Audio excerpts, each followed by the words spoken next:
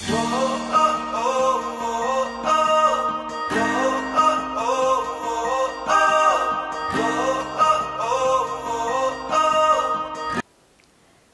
peuple de Dieu, bienvenue dans la présence de Dieu. Encore, vous êtes depuis Averse Intercontinentale Dakar au Sénégal où je viens encore aujourd'hui vous partager notre temps d'encouragement. Alors aujourd'hui, je voudrais vous parler de ces moments où lorsqu'on est dans l'abondance, on est dans la joie, dans l'abondance de toutes choses, nous avons toujours des situations et des épreuves qui dépassent l'entendement de l'homme.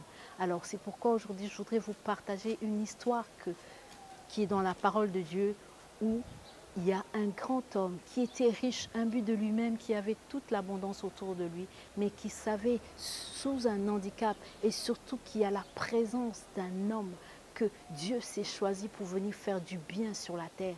Cet homme il s'appelle le Seigneur Jésus-Christ de Nazareth. Et celui-ci voyageait et il faisait des prodiges et des miracles dans le monde. Mais il y en a un qui a compris pourquoi il était là. Il s'est mis à le chercher. Il a eu la soif, le désir de pouvoir le chercher.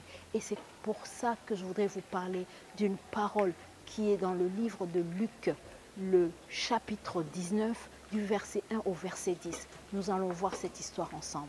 Cette histoire nous parle de l'histoire d'un homme riche qui ne manquait de rien.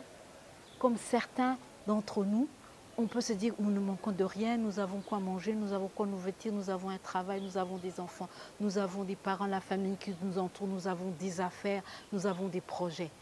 Tout ça fait partie de la richesse de ce monde. Mais laisse-moi te dire que ce monsieur-là s'est retrouvé dans une inquiétude de sa vie. Les épreuves de sa vie qui sont cachées. Je veux vous en montrer une. Voyons ensemble la parole qui est écrite dans le verset 3.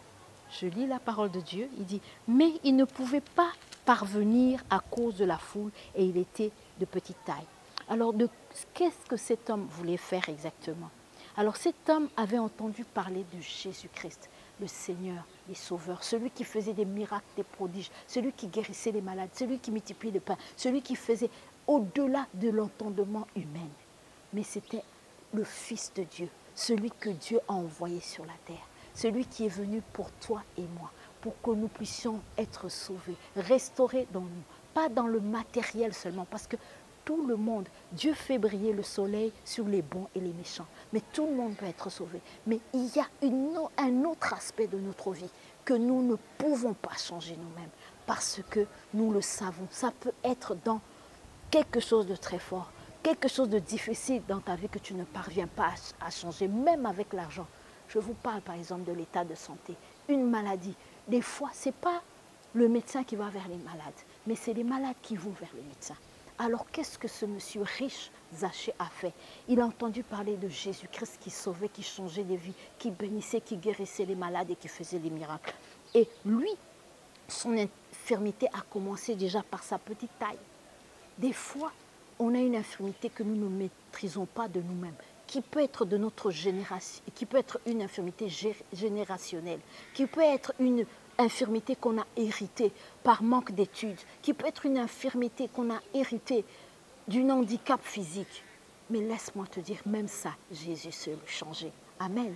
Alors, je vais te dire comment Zachée a fait. Zachée s'est dit, non, moi j'ai entendu de cet homme-là, je ne veux pas louper cette opportunité. Alors, quelle opportunité qu'on te donne d'aller entendre la parole de Dieu? Quelle est l'opportunité que ton voisin ou ta voisine te dit d'aller entendre parler de Jésus-Christ? Quelle est l'opportunité qu'on te dit aujourd'hui, pendant que tu m'entends? Partage cette parole, partage. Quelle est l'opportunité qu'on te donne de pouvoir savoir qui est réellement Jésus-Christ de Nazareth, celui qui a sauvé, celui qui est venu dans le monde pour que si tu crois en lui, tu seras sauvé et pour une vie éternelle. Alors, Zachée, qu'est-ce qu'il a fait après? Il a décidé, Zachée a dit, je me hâte. Il dit, je vais pouvoir essayer de l'attraper. Il a couru en avant et il est monté sur un cyprès-corps pour le voir parce qu'il devait passer par là. Il s'est préparé. Zachée s'est dit qu'aujourd'hui, il est dans mon quartier. Je ne sais pas quel est l'homme de Dieu qui est aujourd'hui autour de toi. Quelle église que tu as entendu parler? Est-ce que c'est Averse Intercontinentale qui est dans ton quartier au Sénégal? Commence à chercher où on parle de Jésus. Commence à chercher où est-ce qu'on parle de Christ. Comment on parle de Christ.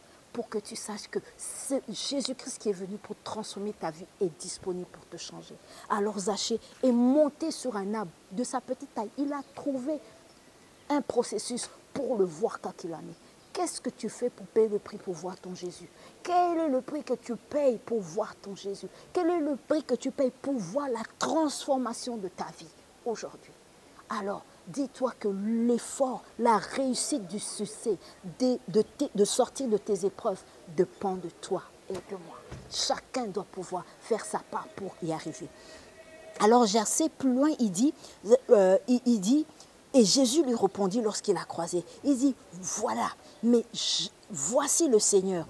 Et il va pouvoir le recevoir. Jésus lui a dit, descends de là et je veux demeurer aujourd'hui dans ta maison. Alléluia.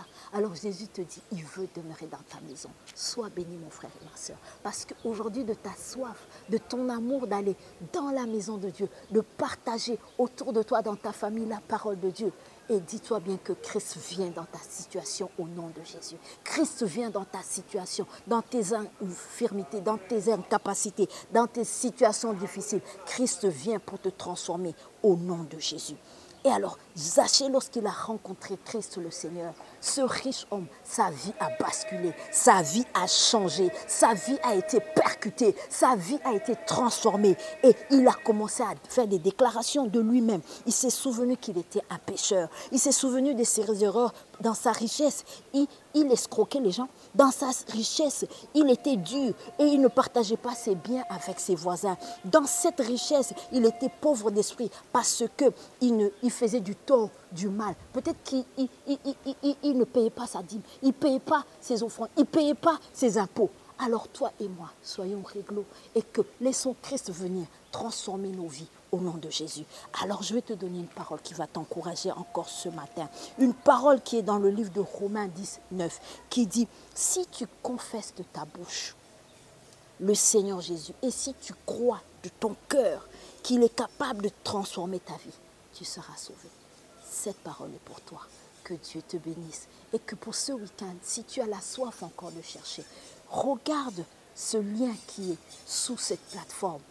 Connecte-toi si tu es loin de nous. Mais si tu es au Sénégal, n'hésite pas. Cherche cette adresse. Il y a un numéro de téléphone qui s'affiche. Appelle ce numéro et tu seras visité. Viens dans la présence du Seigneur. Viens te réjouir avec le Seigneur et Jésus te visitera. Sois béni.